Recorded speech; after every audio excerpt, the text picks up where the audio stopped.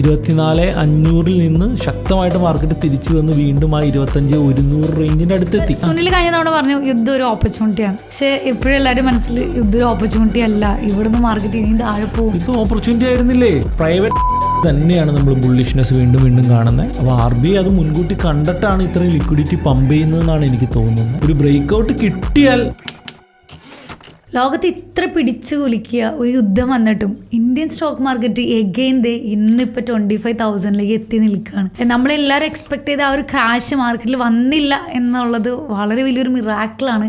എനിക്ക് തോന്നുന്നു എല്ലാവരുടെയും കയ്യിൽ. ആക്ച്വലി മിറാക്കിൾ അല്ല, അതിൻ്റെ ഏറ്റവും വലിയ രസം യുദ്ധം ചെയ്ത ആരൊക്കെയാണ്?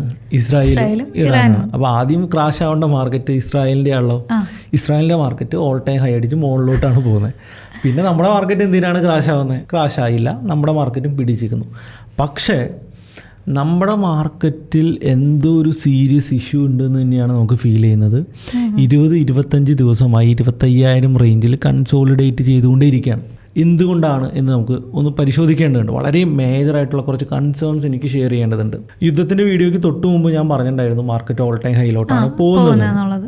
പക്ഷെ അന്ന് തന്നെ ഞാൻ ആഡ് ചെയ്തിരുന്നു മാർക്കറ്റ് ബുള്ളിഷാണ്, ഓൾ ടൈം ഹൈ നമുക്ക് കാണാൻ പറ്റും.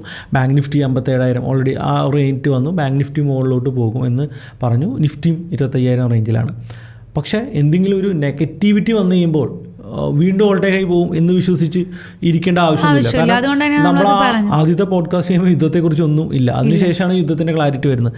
തൊട്ടുമുമ്പത്തെ വീഡിയോയിൽ നമ്മൾ പറഞ്ഞത് യുദ്ധം കൊടുമ്പിരി കൊണ്ട് വരികയാണെങ്കിൽ, യുദ്ധത്തിൻ്റെ വലിയ ഇഷ്യൂസ് വരികയാണെങ്കിൽ മാർക്കറ്റിൽ ഒരു കറക്ഷൻ ചിലപ്പോൾ സംഭവിച്ചേക്കാം എന്നാണ്. അതൊരു 24,400 വരെയോ അല്ലെങ്കിൽ 24,600 വരെയൊക്കെ. പക്ഷേ അത്ര വലിയൊരു കറക്ഷൻസ് ഒന്നും മാർക്കറ്റ് കാണിച്ചില്ല. ഇതാണ് ഞാൻ പറഞ്ഞതിൻ്റെ റീസൺ. എന്നാൽ ഈ യുദ്ധം വളരെ ഇമ്പോർട്ടൻ്റ് ആയിട്ട് നമ്മൾ റീഡ് ചെയ്യേണ്ട കുറച്ച് കാര്യങ്ങളുണ്ട്.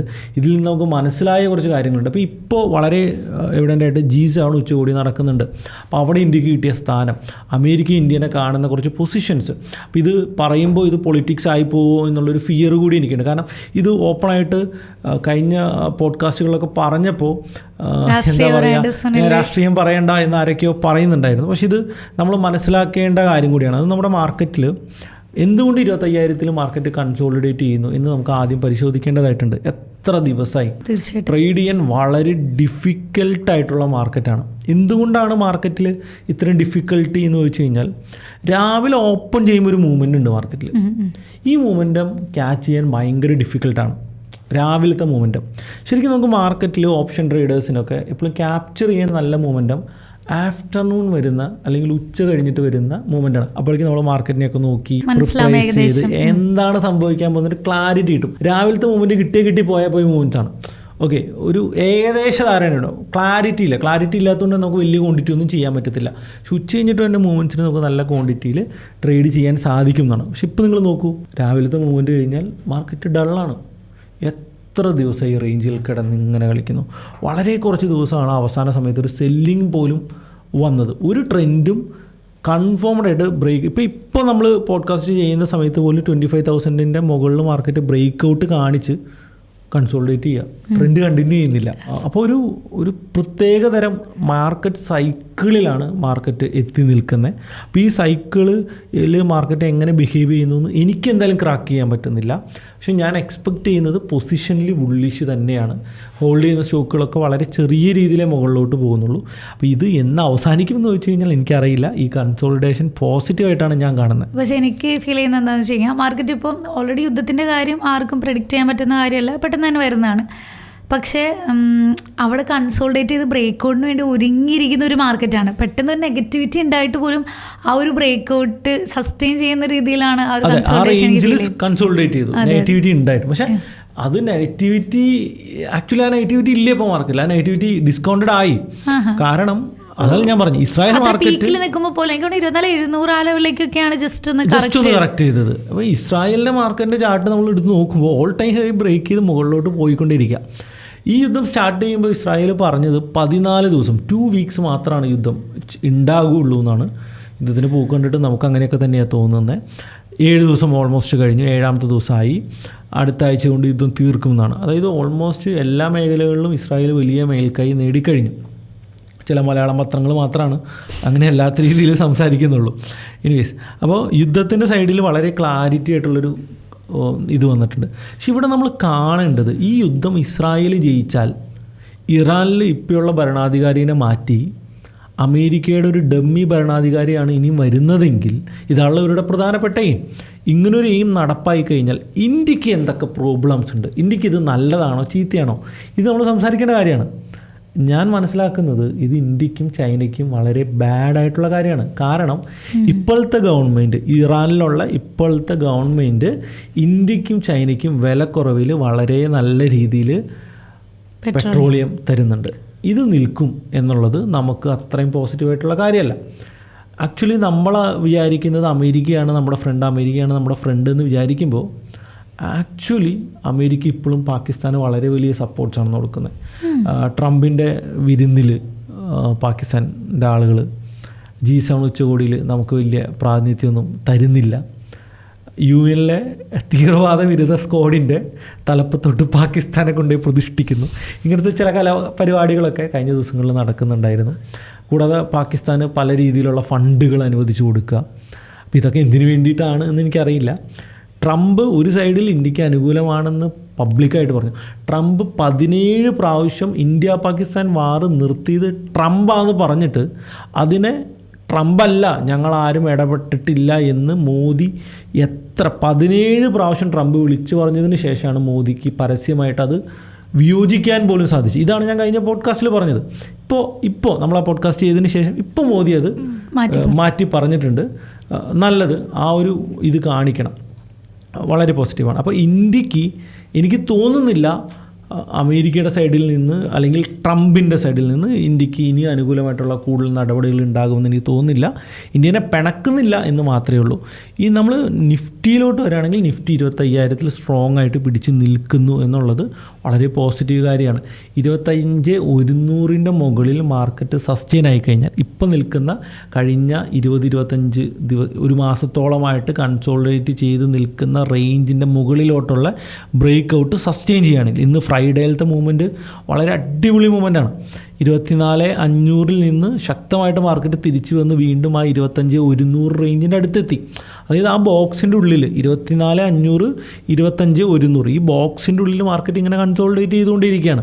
ആ ബോക്സിൻ്റെ ഉള്ളിൽ കയറുന്നത് എനിക്ക് തോന്നുന്നത് മെയ് 13 ആണ്. മെയ് 13, ജൂൺ എത്രാം തീയതി, ഇത് 18, ഏകദേശം ഓൾമോസ്റ്റ് 1 മന്ത് ഡൾ മാർക്കറ്റ് എന്ന് നമ്മൾ വിശ്വസിപ്പിക്കുന്ന മാർക്കറ്റാണ്. അപ്പോൾ ഇതിൽ നിന്നൊരു മോചനമാണ് ആക്ച്വലി വേണ്ടത്. ജസ്റ്റ് ഒരു കറക്ഷൻ, ദെൻ എടുത്ത് ചാടി ഹൈ ബ്രേക്ക്. ഇതിൻ്റെ റീസൺസ് ഐഡൻറ്റിഫൈ ചെയ്യുമ്പോൾ നമുക്ക് നോക്കുമ്പോൾ യുദ്ധമുണ്ട്, ഇങ്ങനെ കുറേ കാര്യങ്ങൾ നമുക്ക് കണ്ടെത്താം. പക്ഷേ യഥാർത്ഥ റീസൺ എന്താണെന്ന് നമുക്ക് നോക്കാം.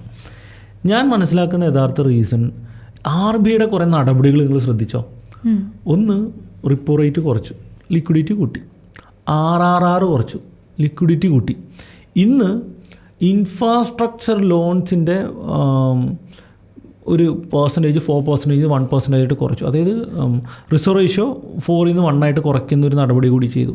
അതായത് മാർക്കറ്റിലോട്ട് മാക്സിമം ലിക്വിഡിറ്റി പമ്പ് ചെയ്യാനായിട്ടാണ് RBI നോക്കുന്നത്. അപ്പോൾ ഇത്രയും ലിക്വിഡിറ്റി പമ്പ് ചെയ്തിട്ടും വലിയ റീറ്റെയിൽ ബൈ മാർക്കറ്റിൽ നടക്കുന്നില്ല എന്ന് വെച്ച് കഴിഞ്ഞാൽ റീറ്റെയിലേഴ്സിൻ്റെ കയ്യിൽ അല്ലെങ്കിൽ ബാങ്കുകളുടെ കയ്യിൽ ഉൾപ്പെടെ വലിയ ലിക്വിഡിറ്റി പ്രോബ്ലം ഇന്ത്യയിൽ നേരിടുന്നുണ്ട് എന്നാണ് നമുക്ക് മനസ്സിലാകുന്നത്. അതായിരിക്കണം എന്നാണ് ഞാൻ മനസ്സിലാക്കുന്നത്. അതായത് സാധാരണക്കാരന് കൂടുതൽ പാർട്ടിസിപ്പേറ്റ് ചെയ്യാനായിട്ട് മാർക്കറ്റിൽ ഇടാനായിട്ട് ഫണ്ടില്ല. കൂടുതൽ ഇത്രയും ബൈയിങ് ഓപ്പർച്യൂണിറ്റി ആണെന്ന് അറിഞ്ഞിട്ട് റീറ്റെയിലേഴ്സിന് ബൈ ചെയ്യാൻ സാധിക്കുന്നില്ല. ഫിയറാണ് അതിൻ്റെ റീസൺ എന്നല്ല ഞാൻ മനസ്സിലാക്കുന്നത്. ഫിയറിനേക്കാൾ കൂടുതൽ ഇടാൻ പൈസയില്ല, ഫണ്ടില്ല. അപ്പോൾ എപ്പോഴും ഒരു ബ്രേക്ക് ഔട്ട് സസ്റ്റെയിൻ ചെയ്യിപ്പിക്കുന്നു, ഒരു റാലി കണ്ടിന്യൂ ചെയ്യിപ്പിക്കുന്നു, ഒരു ബുൾ മാർക്കറ്റ് കണ്ടിന്യൂ ചെയ്യിപ്പിക്കുന്നു റീറ്റെയിൽ മണിയാണ്. FIS ബ്രേക്ക് ഔട്ട് ചെയ്യുമ്പോൾ അതിനെ കൂടുതൽ മുകളിലോട്ട് കൊണ്ടുപോകണമെങ്കിൽ റീറ്റെയിലേഴ്സ് അതിൻ്റെ അകത്ത് പാർട്ടിസിപ്പേറ്റ് ചെയ്യണം. ഈ തവണ നമുക്കത് കാണാൻ സാധിക്കുന്നില്ല. FISും DISും മേടിക്കുന്നുണ്ട്. DIS അത്രയും ക്യാഷ് റിസർവ് ആയിട്ടിരിക്കുന്നുണ്ട്. എന്നിട്ട് മാർക്കറ്റ് മുകളിലോട്ട് പോകാത്തതിൻ്റെ റീസൺ ഈ ലിക്വിഡിറ്റി ഇഷ്യൂ തന്നെയാണ് എന്നാണ്. അപ്പോൾ ഈ ലിക്വിഡിറ്റി ഇഷ്യൂ എങ്ങനെ മാറും എന്ന് വെച്ച് കഴിഞ്ഞാൽ എനിക്കും അതിൻ്റെ അകത്ത് വലിയ ഐഡിയാസ് ഒന്നുമില്ല. അപ്പോൾ ഗവൺമെൻറ് ഇടപെടണോ അല്ലെങ്കിൽ RBI ഇത്രയും ശക്തമായിട്ട് ഇടപെട്ടിട്ട് പോലും ഇത് വരുന്നില്ല എന്നുള്ളതാണ് ഞാൻ മനസ്സിലാക്കുന്നത്. എൻ്റെ ഒബ്സർവേഷൻ മാത്രമാണ്. ഇത് ഇങ്ങനെയാണെന്ന് 100% അടി വരച്ചിട്ട് പറയാനും എനിക്ക് ഉറപ്പില്ല. ഞാൻ വിചാരിക്കുന്നത് ഈ ലിക്വിഡിറ്റി ഇഷ്യൂ എന്തോ മാർക്കറ്റിലുണ്ട്, നമ്മൾ കാണാത്ത എന്തോ ഒരു മേജർ ലിക്വിഡിറ്റി ഇഷ്യൂ ഉണ്ട് എന്നുള്ളതാണ്. മാർക്കറ്റിന് കുറച്ച് ദിവസം കൂടി ഇവിടെ കൺസോളിഡേറ്റ് ചെയ്ത് മുകളിലോട്ട് ബ്രേക്ക് ഔട്ട് ചെയ്യാൻ പറ്റിയില്ല എങ്കിൽ ഒരു പക്ഷേ ഒരു വലിയ കറക്ഷൻ മാർക്കറ്റിലോട്ട് വന്നേക്കാം. പക്ഷേ മാർക്കറ്റിൽ DIAs ഇപ്പോൾ ബൈ ആണെങ്കിൽ പോലും മൂവ് ചെയ്യാത്തതിൻ്റെ റീസണാണ് ഞാൻ പറഞ്ഞത്. പക്ഷേ ഈ ഒരു റീറ്റെയിൽ പാർട്ടിസിപ്പേഷൻ എനിക്ക് തോന്നുന്നു യുദ്ധം കാരണം ഉണ്ടാവില്ല. മേ ബി അതായിരിക്കാം. കാരണം ഇതൊരു ഓപ്പർച്യൂണിറ്റി ആയിട്ട് റീറ്റെയിലേഴ്സ് കാണില്ലല്ലോ. ആണോ? യുദ്ധം കൊണ്ട് പേടിച്ചിരിക്കുന്ന റീറ്റെയിലേഴ്സ് ഉണ്ടോ? തീർച്ചയായിട്ടും ഉണ്ടാവും. നിനക്ക് എനിക്ക് ചിലപ്പോൾ ഉണ്ടാവായിരിക്കാം. പക്ഷെ നമുക്ക് നമ്മുടെ സബ്സ്ക്രൈബേഴ്സിനോട് തന്നെ ചോദിക്കാം. തീർച്ചയായിട്ടും നിങ്ങൾ കമന്റ് ചെയ്യും. യുദ്ധം കൊണ്ട് ഇൻവെസ്റ്റ് ചെയ്യാതിരിക്കും. സുനിൽ കഴിഞ്ഞ തവണ പറഞ്ഞു യുദ്ധം ഒരു ഓപ്പർച്യൂണിറ്റിയാണ്. പക്ഷെ ഇപ്പോഴും എല്ലാവരും മനസ്സിൽ യുദ്ധം ഒരു ഓപ്പർച്യൂണിറ്റി അല്ല, ഇവിടുന്ന് മാർക്കറ്റ് ഇനിയും താഴെ പോകും. ഇത് ഓപ്പർച്യൂണിറ്റി ആയിരുന്നില്ലേ? ആയിരുന്നു. പക്ഷെ ഞാൻ ഇത്രയും ചെറിയ ഓപ്പർച്യൂണിറ്റിയാണ് 24,500 വരെ വന്നു. 24,000 വരെ വന്നിറങ്ങി അടിപൊളിയായിരുന്നു. 24,500 വന്നു, തിരിച്ച് 25,000 വന്നു. പക്ഷെ ചെറിയൊരു കറക്ഷൻ, അതായത് എനിക്ക് ഇതിന് മുന്നത്തെ ആളുകൾ അല്ല, ഇതിന് മുന്നേ നമ്മൾ കണ്ടത് ഒരു 6 months കറക്ഷനാണ്. അതിൻ്റെ ഇടയ്ക്ക് ആ ഒരു കറക്ഷനൊക്കെയാണ് എല്ലാവരും എക്സ്പെക്ട് ചെയ്യുന്നത്. പക്ഷെ ചെറിയൊരു കറക്ഷൻ വന്നോളൂ. എനിക്ക് തോന്നുന്നില്ല റീറ്റെയിലേഴ്സ് അവരുടെ പൈസ സേവ് ചെയ്ത് വെച്ചിരിക്കുകയാണ് എന്നുള്ളതാണ് എൻ്റെ വ്യൂ. അറിയില്ല, എന്തായാലും നിങ്ങൾ കമന്റ് ചെയ്യും, നിങ്ങൾക്ക് എന്താണ് ഫീൽ ചെയ്യുന്നത്. പൈസ ഇല്ലാത്തതുകൊണ്ടാണ് ഇൻവെസ്റ്റ് ചെയ്യാത്തത്. അല്ല, എനിക്ക് തോന്നുന്നു ഇവര് ഇൻസ്റ്റിറ്റ്യൂഷൻസ് വളരെ ചെറിയ എമൗണ്ടിനെ ബൈ ചെയ്യുന്നുള്ളൂ അല്ലേ? ചില ദിവസങ്ങളൊക്കെ അവർക്ക് നല്ല പേണ്ട്. ഇപ്പൊ ഇൻസ്റ്റിറ്റ്യൂഷൻസിന്റെ കേസ് നോക്കുകയാണെങ്കിൽ അവർ 78% ഫ്യൂച്ചറിൽ ഷോർട്ട് പൊസിഷനാണ്. അതങ്ങനെയാണ്, അവരങ്ങനെയാണ്. അവർ ക്യാഷിൽ ബൈ ചെയ്യുമ്പോൾ ചിലപ്പോൾ ഫ്യൂച്ചറിൽ ഷോർട്ട് ആകാറൊക്കെ ഉണ്ട്. നല്ല റാലിയൊക്കെ വരുമ്പോൾ അവരങ്ങനെ ചെയ്യാറുണ്ട്. പക്ഷെ അത് നോക്കേണ്ട ആവശ്യമില്ല. പക്ഷെ അവർ ക്യാഷിൽ ബൈ ചെയ്യുന്നുണ്ട്. മ്യൂച്വൽ ഫണ്ടുകൾ നല്ല ക്യാഷ് റിസർവിലായിരിക്കുന്നത്. അവർക്ക് ക്യാഷ് ഇട്ടിട്ടേ ഇടും. ഇപ്പം ഈ ഇടക്കാലം കൊണ്ട് നിർത്തി വെച്ച NFOs ഒക്കെ വീണ്ടും റീസ്റ്റാർട്ട് ആയിട്ടുണ്ട്. പുതിയ മ്യൂച്വൽ ഫണ്ടുകൾ സ്റ്റാർട്ട് ആവുന്നുണ്ട്. അപ്പോൾ പുതിയ മ്യൂച്വൽ ഫണ്ട് സ്റ്റാർട്ട് ആവുന്നതെന്ന് പറഞ്ഞു കഴിഞ്ഞാൽ കൂടുതൽ ഫണ്ട് വരും എന്നല്ലേ. പക്ഷേ SIPസിൻ്റെ ഇൻവെസ്റ്റ്മെൻറ്റിൽ വലിയ കുറവ് വന്നിട്ടുണ്ട്. അത് വലിയൊരു പ്രശ്നമാണ്. ആക്ച്വലി മാർക്കറ്റിൽ അങ്ങനെ ഒരു ലിക്വിഡിറ്റീൻ്റെ ഇഷ്യൂ വരേണ്ടതല്ല. നിങ്ങളൊന്ന് ആലോചിച്ച് നോക്കൂ. ഈ വർഷം ഇൻകം ടാക്സ് കുറച്ച് കൊടുക്കുന്നു, റിപ്പോ റേറ്റ് ഇപ്പോൾ എത്ര പ്രാവശ്യം കുറച്ചു, EMIs ഒക്കെ എത്ര കുറഞ്ഞിട്ടുണ്ടാകുന്നു എന്ന് ആലോചിച്ച് നോക്കൂ. അത്രയും. അപ്പോൾ ഇതൊക്കെ മാർക്കറ്റിലോട്ട് വരണം. കൺസ്ട്രക്ഷൻ മേഖല ഓണാവാനുള്ള കാര്യങ്ങളൊക്കെ ചെയ്യുന്നുണ്ട്. അപ്പോൾ എവിടെയോ ഒരു വലിയ പ്രോബ്ലം ഉണ്ടോ എന്ന് നമ്മൾ സംശയിക്കേണ്ടിയിരിക്കുന്നു. നമ്മുടെ എക്കണോമിയുടെ കേസിൽ എവിടെയോ എന്തെങ്കിലും ഒരു മേജർ ഇഷ്യൂ ഉണ്ടോ എന്ന് നമ്മൾ സംശയിക്കേണ്ടിയിരിക്കുന്നു. അപ്പോൾ RBI അത് മുൻകൂട്ടി കണ്ടിട്ടാണ് ഇത്രയും ലിക്വിഡിറ്റി പമ്പ് ചെയ്യുന്നതെന്നാണ് എനിക്ക് തോന്നുന്നത്. കാരണം ഒരിക്കലും നടക്കാത്ത അത്രയും ലിക്വിഡിറ്റീസൊക്കെയാണ് മാർക്കറ്റിലോട്ട് പമ്പ് ചെയ്യുന്നത്. പക്ഷെ അത് പോരാ മാർക്കറ്റിനെ സസ്റ്റെയിൻ ചെയ്യാൻ. കൂടുതൽ ലിക്വിഡിറ്റി വേണം എന്നാണ് നമ്മൾ മനസ്സിലാക്കുന്നത്. ആ ലിക്വിഡിറ്റി മാർക്കറ്റിലോട്ട് പമ്പ് ചെയ്തുകൊണ്ടിരിക്കുന്നുണ്ട്. സോ ഒരു ബ്രേക്ക് ഔട്ട് കിട്ടിയാൽ പിന്നെ ഒരു ബുള്ളിഷ് മാർക്കറ്റിലോട്ട് പോയാൽ ഇത്തരത്തിലുള്ള സാധ്യതകൾക്കൊന്നും ഇല്ല. കാരണം മാർക്കറ്റ് മുകളിലോട്ട് പൊക്കോളും. ഞാൻ ഇപ്പോഴും പ്രതീക്ഷിക്കുന്നത് ഓൾ ടൈം ഹൈ സ്പെൻഡിങ് എന്നുള്ളതാണ്. പക്ഷേ ഏറ്റവും വലിയ രസമാണെന്ന് വെച്ച് കഴിഞ്ഞാൽ നമ്മൾ ഈ പോഡ്കാസ്റ്റ് നമ്മൾ കഴിഞ്ഞ വീക്ക് ഇട്ടു. മൺഡേ ഒക്കെ എല്ലാവരും എക്സ്പെക്ട് ചെയ്തിരിക്കുന്നത് വലിയൊരു ഗ്യാപ് ഡൗൺ. എനിക്ക് അതിൻ്റെ താഴെ പലരും ഗ്യാപ് ഡൗൺ ഉണ്ടായിരുന്നു. അല്ല, അന്ന് നോർമലായിട്ട് ഓപ്പൺ ചെയ്ത് അന്ന് തിരിച്ചില്ല. അന്ന് സ്മോൾ, അതായത് അന്ന് രാവിലെ തന്നെ നമ്മൾ മാർക്കറ്റ് സ്മോൾ ആയിട്ട് ചെറിയൊരു ഗ്യാപ്പിൽ ദെൻ കറക്റ്റ് ചെയ്യുന്നില്ല. മാർക്കറ്റ് മുകളിലോട്ട് പോയിക്കൊണ്ടിരിക്കുന്ന, സൈഡ് വൈസ് പോയിക്കൊണ്ടിരിക്കുന്നു. പിന്നെ സൈഡ് വൈസ് ആവുന്നു, പിന്നെ ഒറ്റ ദിവസം അനങ്ങുന്നില്ല. അതായത് എല്ലാവരും ഈ യുദ്ധം കാരണം മാർക്കറ്റ് വീഴുമെന്ന് വിചാരിച്ചിരിക്കുന്നേ. റൈറ്റ്, അതെ. ആ ഒരു വീഴ്ചയൊന്നും വന്നില്ല. നെഗറ്റിവിറ്റി എങ്ങനെ വരാനാണ്? അത് ഞാൻ പറഞ്ഞില്ലേ, യുദ്ധം ചെയ്യുന്ന രാജ്യത്തില്ലാത്ത നെഗറ്റിവിറ്റി എന്നാൽ കണ്ടിരിക്കുന്ന രാജ്യത്തിന് ഒരിക്കലും അത് വരില്ല. അല്ല, രാവിലെ തന്നെ പോർട്ട്ഫോളിയോ റെഡ് എന്ന് ഭയങ്കര വിഷമിച്ച് ഞാൻ തുറന്നു നോക്കുക. ഇതെന്താ പോസിറ്റീവായിട്ട്? ഇതിൻ്റെ രസം എന്താണെന്നറിയോ? നമ്മുടെ മലയാളം ഒരു ദിവസത്തെ മലയാളം പത്രത്തിൻ്റെ ഹെഡിങ് എന്താ, ഇസ്രായേലിൽ തീമഴ പെയ്തു എന്നൊക്കെയാണ്. മലയാള മനോരമ എഴുതിയെന്നാണ്. രസമാണ് എന്തായാലും. പക്ഷേ യുദ്ധം നിങ്ങളൊന്ന് ആലോചിച്ച് നോക്കുക. ഒരു രാജ്യത്തിൻ്റെ ആകാശത്ത് കയറി അവരുടെ മിലിറ്ററി ഹെഡിനെയും, രണ്ടാമത്തെ ഹെഡിനെയും, മൂന്നാമത്തെ ഹെഡിനെയും കൊല്ലുന്നു, സെക്കൻഡ് ഹെഡിനെ കൊല്ലുന്നു, ആദ്യത്തെ ടോപ്പ് ലെവലായിട്ടുള്ള 3 ആൾക്കാരെ കൊല്ലുന്നു. ആദ്യത്തെ ദിവസം ചെയ്തു. അത് യുദ്ധം തുടങ്ങിയ ആദ്യത്തെ 1 മണിക്കൂറിലാണ്. 5 ദിവസം കഴിഞ്ഞ് ഒരാൾ മരിച്ചതിന് പകരം നിയമിച്ച മിലിറ്ററി ഹെഡിൽ പുള്ളിനെയും കൊല്ലുന്നു. എന്നിട്ട് പറയാണ് ഇറാനാണ് ആധിപത്യം, ഇറാൻ ഇസ്രായേലിൽ വലിയ കാര്യങ്ങൾ എന്തൊക്കെയോ ചെയ്യുന്നുണ്ടെന്ന്. ഇത് വളരെ ഏകപക്ഷീയമായിട്ടുള്ള യുദ്ധമാണ്. യുദ്ധം എന്തിനുണ്ടായി, യുദ്ധത്തിൻ്റെ പിന്നിലുള്ള കാരണങ്ങൾ, ഇതൊക്കെ അവിടെ കിടക്കാം. അപ്പോൾ നമ്മൾ വിചാരിക്കുന്നത് ഇതൊരു പുതിയ യുദ്ധമാണ്. ഞാൻ പൊളിറ്റിക്സ് പറയുന്നതാണെന്ന് വിചാരിക്കരുത്. ഞാൻ ഇതൊരു രാജ്യത്തിനെ സപ്പോർട്ട് ചെയ്ത് പറയുന്നതല്ല. നമ്മൾ പറയും ഇറാനെ ഇസ്രായേൽ വെറുതെ കയറി അറ്റാക്ക് ചെയ്തതാണ്, ഇസ്രായേൽ അങ്ങനെയൊന്നും ചെയ്യാൻ പാടില്ല, ഉഡായിപ്പിൽ അല്ല എന്താ പറയുക ആണവ സമ്പുഷ്ടീകരണത്തിൻ്റെ പേര് പറഞ്ഞ് അറ്റാക്ക് ചെയ്യുന്നതാണ്, എന്നിട്ട് ആണവായുധം കണ്ടുപിടിക്കില്ല എന്നൊക്കെ പറയാം. ഓക്കെ, എന്തെങ്കിലും ആവട്ടെ. ഈ യുദ്ധം കഴിഞ്ഞ ആഴ്ച തുടങ്ങിയ യുദ്ധമല്ല.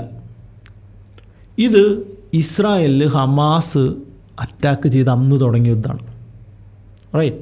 എന്തുകൊണ്ടാണെന്ന് വെച്ച് കഴിഞ്ഞാൽ വെറുതെ ഇരുന്ന് ഇസ്രായേലിൻ്റെ മണ്ണിലോട്ട് ഹമാസ് കയറി അറ്റാക്ക് ചെയ്യുന്നു, തിരിച്ച് ഹമാസിനെ അടിച്ച് നിലപ്പരിശാക്കുന്നു. ഹമാസിന് ആരാണ് ആയുധങ്ങൾ സപ്ലൈ ചെയ്യുന്നത്, ആരാണ് പൈസ കൊടുക്കുന്നത്? അത് ഇറാനാണ്. ഇതേ സമയത്ത് തൊട്ടപ്പുറത്തുണ്ടായിരുന്ന ജോർദാനിയിൽ നിന്ന് അറ്റാക്ക് ഇസ്രായേലിന് വരുന്നു. കടലിൽ പോകുന്ന കപ്പലുകളെ പോയി അറ്റാക്ക് ചെയ്യുന്നു. ആ സൈഡിൽ നടക്കുന്ന അറ്റാക്കുകളൊക്കെ നടക്കുന്നു. ഇവർക്കും ഇത്തരത്തിലുള്ള എല്ലാ മിലീഷ്യകൾക്കും ആയുധങ്ങളും സപ്പോർട്ടും എല്ലാം ചെയ്യുന്ന തല ഇറാനാണ്. ആ മേഖലയിലുള്ള ഹമാസ് ഉൾപ്പെടെയുള്ള അല്ലെങ്കിൽ മറ്റ് എല്ലാ തീവ്രവാദ സംഘടനകൾക്കും പൈസയും യുദ്ധോപകരണങ്ങളും നൽകി ഇസ്രായേലിനെതിരെ വർക്ക് ചെയ്യുന്നത് ഇറാനാണ്. പരസ്യമായിട്ട് ഇസ്രായേൽ എന്ന് പറയുന്ന രാജ്യം നിലനിൽക്കാൻ പാടില്ല, അവരെ ഭൂമുഖത്തു നിന്ന് തുടച്ചു നീക്കുമെന്ന് പരസ്യമായിട്ട് പ്രഖ്യാപിക്കുന്ന തലവന്മാരുള്ള രാജ്യമാണ്. അങ്ങനെ ഒരു രാജ്യത്തിനെതിരെയാണ് ഇസ്രായേൽ അറ്റാക്ക് ചെയ്തത്. ഇതിൻ്റെ അകത്ത് ശരിയും തെറ്റൊന്നുമില്ല എന്നാണ് എനിക്ക് തോന്നുന്നത്. പക്ഷേ ഇസ്രായേൽ ചെയ്ത് ശരിയാണോ എന്ന് വെച്ച് കഴിഞ്ഞാൽ ചെയ്ത് ശരിയല്ല, അതിൻ്റെ അകത്ത് വേറെ ഡൗട്ടൊന്നുമില്ല. പക്ഷേ ഒരു രാജ്യത്തിൻ്റെ പൊളിറ്റിക്കലി ആലോചിച്ച് നോക്കുമ്പോൾ അവർക്കിടെ നിലനിൽപ്പിന് വേണ്ടിയാണ് അവർ അറ്റാക്ക് ചെയ്തത്. അങ്ങനെയും നമുക്കതിനെ കാണാം. ഇതിൻ്റെ അകത്ത് ശരിയും തെറ്റൊന്നുമില്ല എന്നാണ് ഞാൻ കാണുന്നത്. ഇതിനെ തിരിച്ച് സമാധാനത്തിന് വേണ്ടി നിലകൊള്ളണം എന്നൊക്കെ നമുക്ക് വേണമെങ്കിൽ പറയാം. പക്ഷെ ഇപ്പോഴത്തെ രാജ്യം ചെയ്യുന്ന അത്ര നല്ല കാര്യങ്ങളൊന്നും അല്ല എന്നുള്ളത് കൊണ്ട് ആക്ച്വലി ഇതിൻ്റെ അകത്ത് എനിക്ക് വലിയ അഭിപ്രായങ്ങളൊന്നുമില്ല. ഇതാണ് അവിടുത്തെ സ്റ്റാൻഡ്. പക്ഷേ യുദ്ധം വളരെ ഏകപക്ഷീയമാണ്. ഒരു കാരണവശാലും ഇറാന് ഒരു മേൽക്കൈ പോലും ഒരു രീതിയിൽ പോലും ചെയ്യാൻ പറ്റുന്നില്ല. കുറച്ച് മിസൈലുകൾ ഇസ്രായേലിൻ്റെ അവിടെ ഇവിടെയും വീണ് സാധാരണക്കാരായ ഒരു 10-20 ആൾ മരിക്കുമ്പോഴാണ് ഇപ്പുറത്ത് പ്രിസിഷനായിട്ട് ആരെ കൊല്ലണമെന്ന് പ്ലാൻ ചെയ്ത് അവൻ്റെ വീടിൻ്റെ അകത്ത് കൊണ്ടുപോയി ബോംബ് പൊട്ടിക്കുന്ന രീതിയിലാണ് ഇസ്രായേൽ അറ്റാക്ക് ചെയ്യുന്നത്. അത്രയും പ്രിസിഷൻഡ് ആയിട്ടുള്ള അറ്റാക്കുകളാണ്. പുതിയ മിസൈലുകൾ വരാത്തോണം മാക്സിമം അറ്റാക്ക് ചെയ്യുന്നുണ്ട്. വളരെ കുറച്ച് മിസൈലുകൾ മാത്രമാണ് ഇസ്രായേലിൽ വന്ന് വീണ് പൊട്ടുന്നത്. ഇസ്രായേൽ ഭരണം തുടർച്ച കിട്ടാൻ വേണ്ടി അല്ലെങ്കിൽ നെതന്യാഹു എന്താ പറയുക യുദ്ധം നീട്ടിവെക്കാൻ വേണ്ടിയിട്ട് ചെയ്യുന്നതെന്നൊക്കെ പറഞ്ഞു കഴിഞ്ഞാൽ അങ്ങനെയൊന്നുമല്ല. അവിടെ പ്രതിപക്ഷ നേതാവിൻ്റെ ഒരു വീഡിയോ ഞാൻ കണ്ടിരുന്നു. ജനങ്ങൾ ഇങ്ങനെ പ്രൊട്ടക്റ്റോടുകൂടി ഇരിക്കണം, നമ്മൾ ഈ സമയത്ത് പവർഫുള്ളായിട്ട് ഇരിക്കണമെന്ന് ഇസ്രായേൽ ജനങ്ങളോട് പറയുന്ന അടുത്ത പ്രധാനമന്ത്രിയാകുമെന്ന് വിചാരിക്കുന്ന പ്രതിപക്ഷ നേതാവ്, ഇപ്പോഴത്തെ പ്രതിപക്ഷ നേതാവിൻ്റെ ഒരു വീഡിയോ കണ്ടിരുന്നു. അപ്പോൾ പുള്ളിയുടെ മകള് താമസിക്കുന്ന റൂമിൻ്റെ അടുത്തൊരു ബോംബ് പൊട്ടുകയാണ്. അപ്പോൾ ആ ബോംബ് പൊട്ടുമ്പോൾ മകൾക്കൊന്നും പറ്റിയിട്ടില്ല. പക്ഷെ നമ്മൾ തല വെച്ച് കിടക്കുമ്പോൾ ജനലിൻ്റെ സൈഡിലോട്ട് തല വെച്ച് കിടക്കാതെ കോൺക്രീറ്റ് സൈഡിലോട്ട് തല വെച്ച് കൊടുക്കണം, ഇല്ലെങ്കിൽ നമുക്ക് അപകടം വരും, എല്ലാവരും സൂക്ഷിക്കണം, എല്ലാവരും സേഫായിട്ട് ഇരിക്കണം എന്ന് പറയുന്ന പ്രതിപക്ഷ നേതാവ്. അപ്പോൾ ആ രാജ്യം വളരെ സെക്യൂറായിട്ട് ഒറ്റ എയിമിൽ ഇറാൻ എന്ന് പറയുന്ന ശക്തിയാണ് നമുക്കെതിരെ നിൽക്കുന്നത്, ഇറാനെ കൂടി ഇനി അടിച്ചാൽ മതി എന്ന് തീരുമാനിച്ച് അടിക്കാൻ വേണ്ടി പ്ലാൻ ചെയ്ത് അവിടെ അമേരിക്കയുടെ നേതൃത്വത്തിലൊരു ഡമ്മി സർക്കാർ വയ്ക്കുകയാണ്. അപ്പോൾ നമ്മൾ വിചാരിക്കും ട്രംപ് ആദ്യം എന്താ പറഞ്ഞത്, ഞങ്ങൾ ഇതിനെതിരാണ്, ഞങ്ങളോട് ഇത് പറഞ്ഞിട്ടില്ല, ഞങ്ങൾ അവരെ നിയന്ത്രിക്കാൻ നോക്കിയതിന് പിറ്റേ ദിവസം ഇസ്രായേൽ അടിച്ച്. എന്നാൽ ഇന്നലെ ട്രംപ് പറഞ്ഞൊരു കാര്യമുണ്ട്, ഞങ്ങൾ ആകാശ നിയന്ത്രണം ഏറ്റെടുത്തു എന്നാണ് പറഞ്ഞത്. അതിന് ഞങ്ങൾ ആകാശ നിയന്ത്രണം ഏറ്റെടുക്കാൻ പറയാനായിട്ട് അമേരിക്ക വല്ലയിടത്തും യുദ്ധത്തിന് പോയോ? ഇല്ലോ. പക്ഷേ ട്രംപ് അങ്ങനെ പറഞ്ഞിട്ടുണ്ടെങ്കിൽ അതിനർത്ഥം എന്താ, അവർ രണ്ടാളും ഒന്നിച്ചാണ് കാര്യങ്ങൾ ചെയ്യുന്നത്. ഇസ്രായേൽ ചെയ്യുന്ന എല്ലാ കാര്യങ്ങളും അമേരിക്ക എടുത്ത് ചോദിച്ചാൽ അമേരിക്കയുടെ സമ്മതത്തോടു കൂടി തന്നെയാണ് എക്സിക്യൂട്ട് ചെയ്യുന്നതെന്നാണ് നമുക്ക് മനസ്സിലാക്കുന്നത്.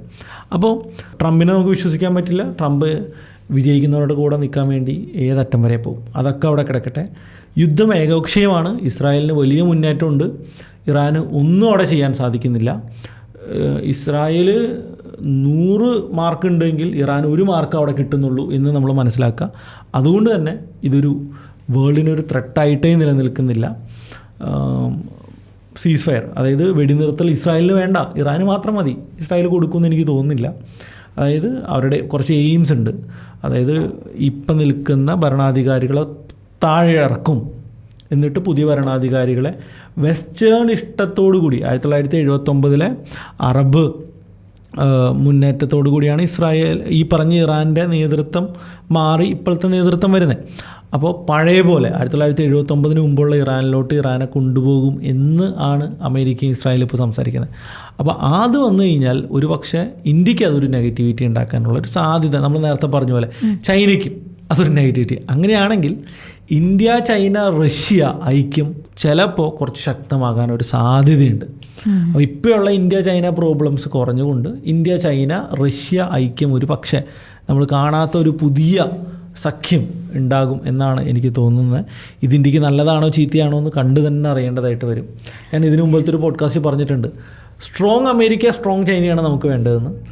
ഞാൻ അത് തന്നെ പറയുകയാണ്, ഇന്ത്യക്ക് നല്ലത് സ്ട്രോങ് അമേരിക്ക സ്ട്രോങ് ചൈന തന്നെയാണ്. എന്തായാലും മാർക്കറ്റ് മുകളിലോട്ട് തന്നെ പോട്ടെ, പോസിറ്റീവായിട്ട് തന്നെ പോട്ടെ. യെസ്, നമ്മൾ മാർക്കറ്റിലോട്ട് നമ്മൾ തിരിച്ചു വരികയാണെങ്കിൽ പ്രൈവറ്റ് ബാങ്കുകളിൽ തന്നെയാണ് നമ്മൾ ബുള്ളിഷ്നെസ് വീണ്ടും വീണ്ടും കാണുന്നത്. ആ സെക്ടറുകളിൽ തന്നെ ചെയ്യാം. അതിൻ്റെ കൂടെ തന്നെ ഓട്ടോമൊബൈൽ സെക്ടറുകളിലും ചെറിയ പോസിറ്റിവിറ്റി നമ്മൾ കാണുന്നുണ്ട്. ടൂറിസം സെക്ടറുകൾ പയ്യെ തിരിച്ചു വരാനായിട്ട് ശ്രമിക്കുന്നുണ്ട്. FMCG കൺസോളിഡേറ്റ് ചെയ്യുന്നുണ്ട്. ഇങ്ങനത്തെ പല കാര്യങ്ങളുമുണ്ട്. ഓൾറെഡി ബ്രേക്കൗട്ട് ചെയ്ത എല്ലാ സ്റ്റോക്കുകളും ഒന്ന് കൺസോളിഡേറ്റ് ചെയ്യുന്നുണ്ട്. അപ്പോൾ തൊട്ടുമുമ്പത്തെ റാലിയിൽ നല്ല ബ്രേക്കൗട്ട് വന്ന സ്റ്റോക്കുകൾ വലിയ കാര്യമായിട്ട് കറക്റ്റ് ചെയ്യാതെ കൺസോളിഡേറ്റ് ചെയ്ത സ്റ്റോക്കുകൾ ഐഡൻറ്റിഫൈ ചെയ്യാനാണെങ്കിൽ ഇനിയും വരാൻ പോകുന്ന ബ്രേക്കൗട്ടിൽ നിങ്ങൾക്ക് എൻട്രി എടുക്കാം, വലിയ പ്രോഫിറ്റ്സ് നമുക്ക് കിട്ടും എന്നുള്ളതാണ്. അപ്പോൾ തീർച്ചയായിട്ടും യുദ്ധം അവസാനിക്കട്ടെ, മാർക്കറ്റ് മുകളിലോട്ട് പോകട്ടെ. എന്തായാലും ഞാൻ അതെ നേരത്തെ പറഞ്ഞ ക്വസ്റ്റ്യന് എന്ത് റീറ്റെയിലേഴ്സ് ഈ ഒരു മാർക്കറ്റിൽ ഇൻവെസ്റ്റ് ചെയ്യുന്നുണ്ടോ എന്നുള്ള ക്വസ്റ്റ്യൻസിന് ആൻസേഴ്സ് നിങ്ങളുടെ കമൻസ് ആയിട്ട് വരട്ടെ. അപ്പോൾ വീണ്ടും അടുത്തൊരു പോഡ്കാസ്റ്റ് ആയിട്ട് കാണുന്നവരേക്കും ഗുഡ് ബൈ.